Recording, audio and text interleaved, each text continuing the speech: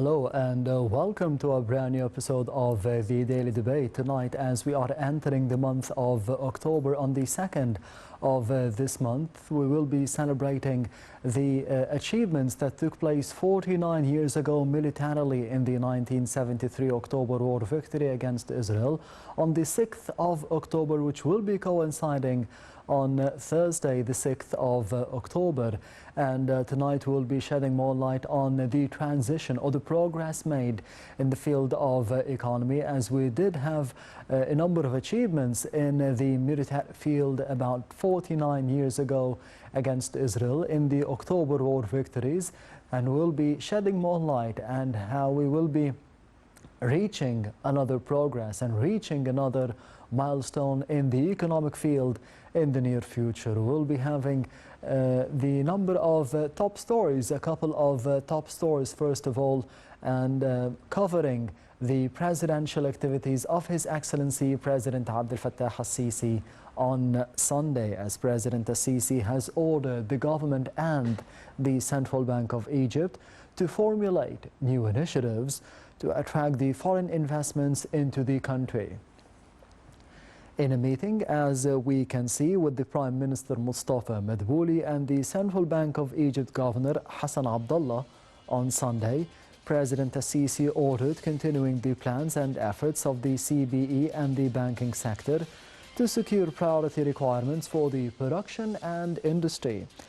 During the meeting, Abdullah reviewed the indicators of the global economic situation and the recent measures taken by the central banks in the world's biggest economies to tackle the severe economic repercussions of the Russia-Ukraine crisis.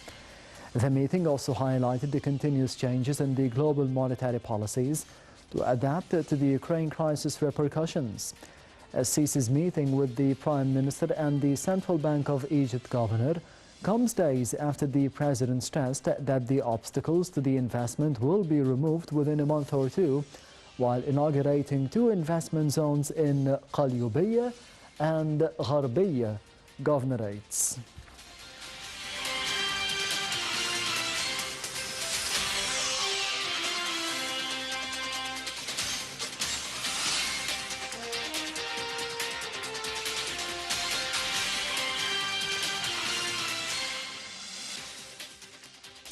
According to the statements of His Excellency President Abdel Fattah al-Sisi, that within a month or two, all the obstacles against the foreign direct investments will be removed in the country, specifically during the crisis or the conflict between Russia and Ukraine, and previously, more recently, or maybe since 2020 and up till now all over the world, the coronavirus pandemic, the economic achievements in Egypt during those changes globally will be tackled during the course of the episode. As for the second top story for tonight, the second item comes as well from the presidential activities of His Excellency President al-Sisi. Another meeting with the Kuwaiti delegation. President al-Sisi received on Sunday an economic delegation representing leading Kuwaiti businessmen and the members of the Kuwaiti Chamber of Commerce and Industry. Presidential spokesman Bassam Radi said that the meeting was attended by Prime Minister Mostafa and the Minister of Trade and Industry, Ahmed Samir Saleh. Al-Sisi's meeting with the Prime Minister and the Central Bank of Egypt Governor comes days after the President stressed the obstacles to the investment will be removed within a month or two, while inaugurating the two investment zones in Qalyubiyya and Gharbiyya governorates as previously mentioned.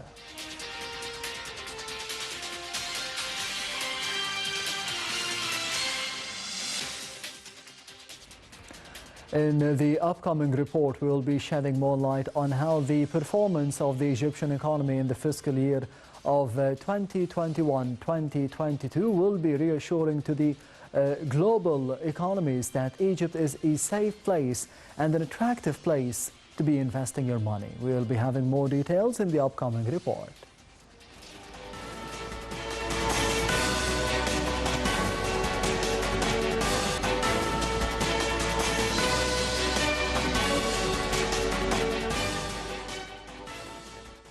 Minister of Finance Mohammed Maid confirmed that the performance of the Egyptian economy during the last fiscal year was promising in a way that sends messages of reassurance that motivates local and foreign business community to invest in Egypt. He also pointed out the government's success in achieving an initial surplus of 1.3% and reducing the total deficit to 6.1% and the debt ratio to 87.2% of GDP by the end of June 2022. Might indicated that the major and unprecedented development projects that Egypt is witnessing in various aspects of life contribute to improving the lives of citizens and raising the standard of living and the services provided to them. Additionally, they raised the growth rate to 6.6% of GDP and provided thousands of job opportunities despite the global crisis that cast a shadow on world economies. The Minister of Finance also stressed that the government aims to maintain fiscal discipline and enhance spending on health, education, and social protection to mitigate the effects of the severe global inflationary wave on citizens as much as possible. He pointed out that Egypt still has promising and attractive opportunities for local and foreign investments in various fields, including priority sectors through which the state aims to achieve comprehensive and sustainable development in light of the strong infrastructure that has become more capable of accommodating the expansion of productive activities. The government is also keen to give more space for the private sector to play its role in the development process in a way that enhances its contributions to economic activity, which is why the state ownership document aims to empower the private sector as it is the locomotive of job-rich economic growth. Might also affirm the ministry's keenness to simplify tax and customs procedures to facilitate the local and foreign business community and encourage it to enhance investments through the expansion of technological solutions that contribute to strengthening governance, achieving tax justice, reducing customs release time, and facilitating international trade movement. Egypt is looking forward to doubling foreign investments in Egypt in order to consolidate the partnership with the global economies and maintain the momentum of collaborations, such as partnership with Japan that resulted in joint projects as the Japanese schools and universities, the subway, the comprehensive health insurance system, gas and petroleum projects, and many programs supported by the JICA in Egypt, including renewable energy production projects and the Abu Rish Children's Hospital. The minister pointed out that the volume of Japanese direct investments in Egypt increased by 52% during the last fiscal year, and the volume of intertrade during 2021 amounted to about $1.5 billion, an increase of 13% over the fiscal year 2020-2021.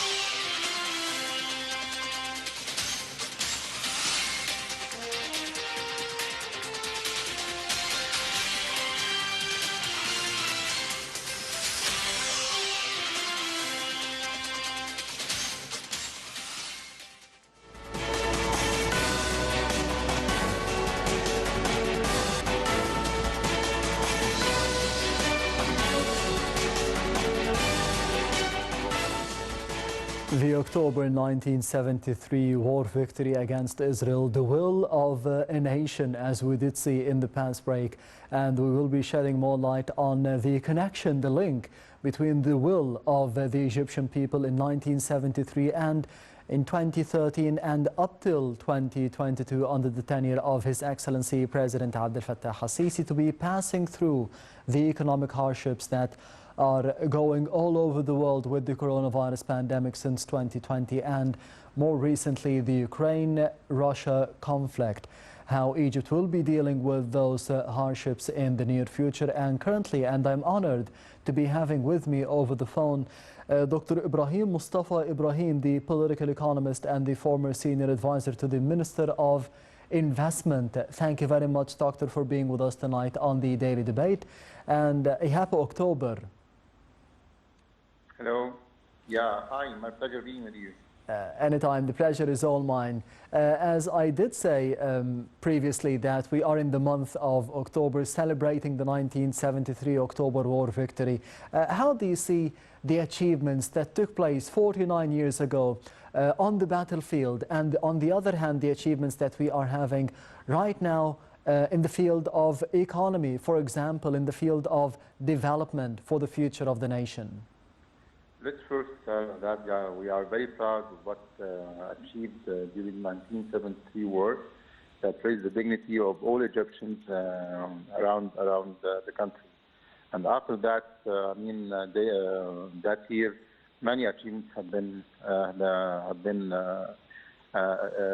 on the ground, starting getting all the lands occupied by the enemy, then moving to stabilize the country towards a good and decent life for the Egyptians.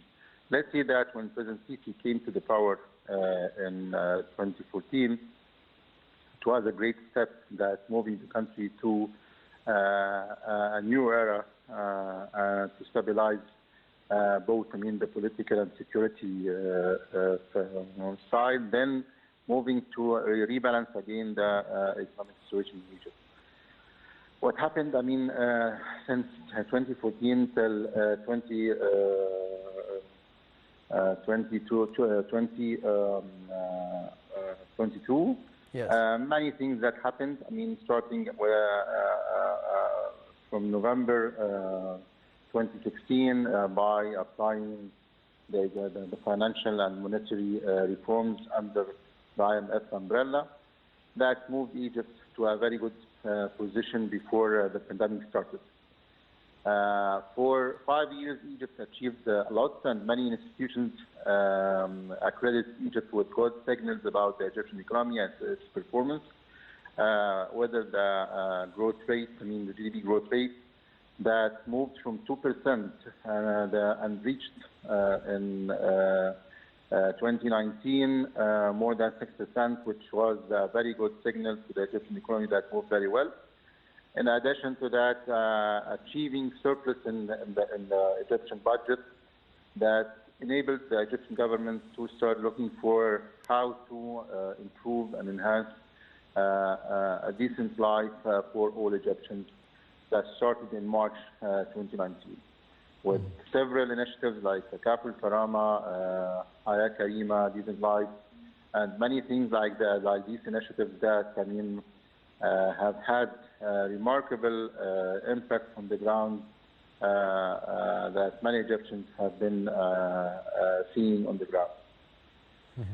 In addition to that, actually, regardless what happened, whether the bad impact of the pandemic, then moving to the international inflation that faced all countries around the world. After that, we faced the Russian-Ukrainian crisis that affected all countries by increasing all food, produce, and energy prices around the world. Let's say that what happened was great, but still these events, starting pandemic and the global inflation and the Russian-Ukrainian crisis, it created many challenges to all countries, among which is Egypt, and caused what we call a financial gap that Egypt has been currently working to solve it by encouraging FDI, targeting 1 billion exports, in addition to increasing the Egyptian remittances more than what achieved 31.9 billion US dollars. I think we have tackled many issues during the last period. I'm still working on achieving the remaining challenges. So I think what happened is great, and I think what the balance that happened regarding the economy was great and have been accredited by many institutions at the local level, regional, and the international ones. Yes, Doctor, on the other hand, how would you assess the economic reform program that was implemented and undertaken by the government under the tenure and the directives by His Excellency President Al-Sisi in the past 8 or 9 years?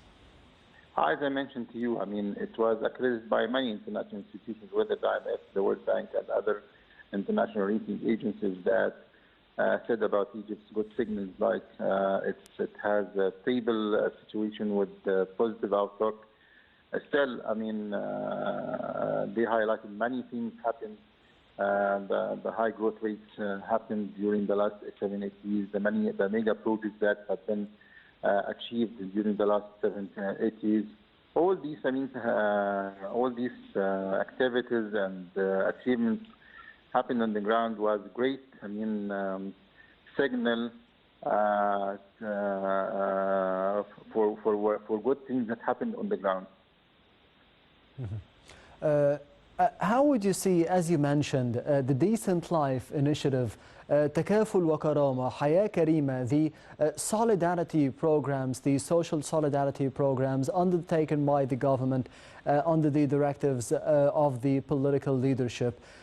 These programs, how do you see the importance of them, especially during the times of the coronavirus pandemic in 2020 and up till now, and the Russia-Ukraine conflict from February and up till now, and all these conditions and all these challenges and changes all over the world, they affect the Egyptian citizen economically and socially? You know that, I mean, the Egyptian government under His Excellency President Sisi, since March 2019, when the surplus happened to the Egyptian budget, they started to have many initiatives, as you said, I mean, increasing the budget of the capital and Karama, the Decent Life Initiative, and Hayat Karima mainly has been, I mean, recorded very well on the ground. I saw it in several governorates, met many people working on the ground. When I asked them about Hayat Karima, they said, look, it has an impact on the ground. Hayat Karima moved to several activities on the ground, whether education, health, and utilities, many things in the that affecting the Egyptian people to achieve decent lives for them. And it has a different, I mean, approach when you have projects under Hayat Karima to be executed for the sake of the Egyptians. We have a different approach. Started to look at what are the basic needs and others, gathering all needs from the bottom, reaching them out to the high level political leaders to take care of. These, I mean, things are very important because when I met these people, they told me that we are participants, we are participating in such initiatives, trying to make it happen on the ground, affecting all the Egyptian people, and it has a kind of coordination, cooperation between both, I mean, the government at the local level, citizens, and NGOs. I see it a very good initiative, and it has a real impact on the ground for all Egyptians to achieve the decent lives. As you said, that we have passed three bad times: the pandemic, then the international station, then the Russian-Ukrainian crisis that affected the whole life. I mean, the whole life of the economy of Egypt, and the government has been working very hard how to decrease the impact of these events on the economy in general and the Egyptian people as well.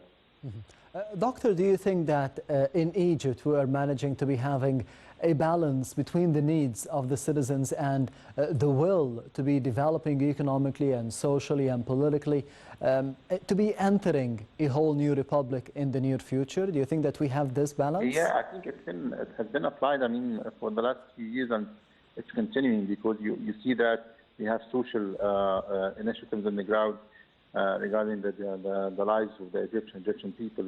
In addition to that, education, health, and other sectors have been, I mean, have been under the care of the Egyptian government to develop and enhance. In addition to that, rebalancing the economy in general and the rationalizing, the cost of the expenses of the government. The balance is clear to everybody, trying to decrease the impact of economic crises that are coming from abroad on the Egyptian people, and in addition to that, trying to fix internally what's under the Egyptian economy challenges that is being tackled by the Egyptian government. Recently, President Al-Sisi mentioned that we have current obstacles against attracting foreign direct investments from all over the world. And His Excellency promised that those obstacles will be removed in a month or two. What do you think are these obstacles, and how can we be attracting more investments in the future? Yeah, he mentioned that we have to ease the doing business environment for all the investors, whether working in the local market or with investors coming from the regional area, or with the investors are being targeted by the government from the international level. This, needs to decrease the bureaucracy by real application of the automation strategies that have been adopted. In addition to that, solving all the issues regarding the investment environment, as you mentioned. The president highlighted that in his last speech when he inaugurated some projects under Gafi. He mentioned that the LC's problem will be solved within 2 or 3 months, and he talked to the governor of CBE to try to solve these problems in the coming 2 months, which is very important. That affected the producers in the Egyptian market, and they suffered a lot by the procedures adopted in this area. In addition to that as well, encouraging the private sector to invest more in linking between the vocational training and the vocational education, and link to that to the labor market needs, and as well as he mentioned the golden license that to simplify the procedures, the land allocation process. Many problems he raised in his speech, and he stressed that the country and the state is willing to solve all these problems and to achieve the one-stop shop, the real one-stop shop on the ground. Yes, and finally, Doctor, what are the sectors that we need more investments in the near future, specifically that we have had, of course, economic hardships like any other part of the world after the coronavirus pandemic? Look, we still have in the traditional sectors that, the industry, agriculture, and infrastructure.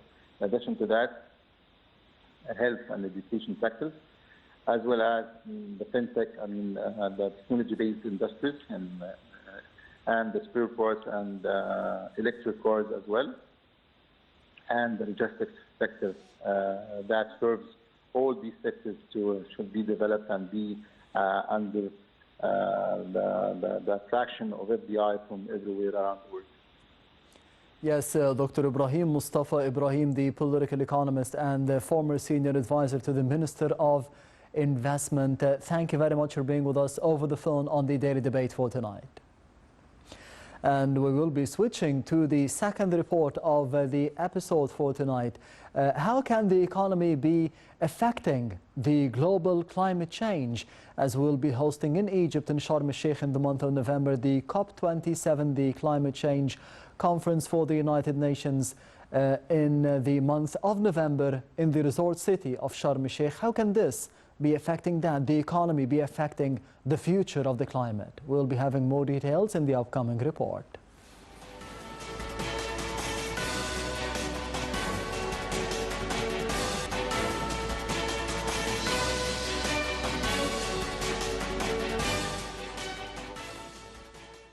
Egypt has launched its National Climate Change Strategy 2050 and CCES 2050 to implement part of the modified Egypt Vision 2030 strategy that concerns facing up to the challenges posed by climate change. The strategy was launched by Prime Minister Mostafa, who also heads the National Council for Climate Change. The NCCS 2050 is meant to help Egypt manage the impacts of climate change in a manner that achieves national economic and development goals by adopting a flexible, low-emissions approach. This adds a challenge to achieve the UN Sustainable Development Goals (SDGs) by 2030. Egypt's Vision 2030 strategy pays special attention to the repercussions of climate change by reinforcing a sustainable and resilient ecosystem that is able to withstand the threats of global warming. The National Council for Climate Change will formulate and modify a comprehensive national strategy for climate change, link it to the Sustainable Development Strategy, and pool national efforts to implement the outcomes of studies on climate change. The government has also issued a sustainable energy strategy for Egypt by 2035, which aims to increase the contributions of renewable energy to electricity generation and improve energy efficiency. It is working on implementing several renewable energy projects in the fields of wind energy and solar energy with a capacity of 1.6 gigawatts GW in Birban in Aswan. These will make Egypt a regional energy hub through the production and export of clean energy directly or through green hydrogen, ammonia, and other production.